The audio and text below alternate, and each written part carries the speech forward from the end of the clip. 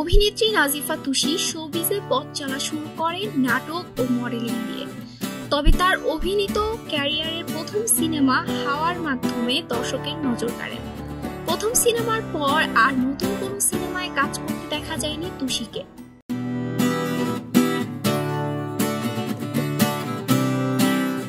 এবার ভক্তদের অপেক্ষা করতে বললেন এই অভিনেত্রী।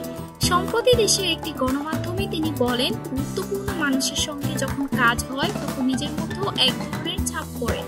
মনে হতো এই সময়টায় আমার মধ্যে কিছু না কিছু ঢুকছে যেটা নতুন। তবে নতুন কাজ নিয়ে স্পষ্ট করে কিছু বলেননি এই অভিনেত্রী।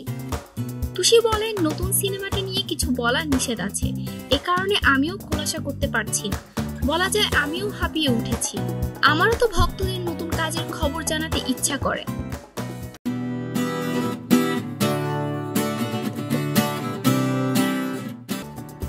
তবে ভক্তদের আশ্বস্ত করে অভিনেত্রী বলেন, একটি কাজ শেষ হয়েছে, ভক্তদের অপেক্ষা করতে হবে।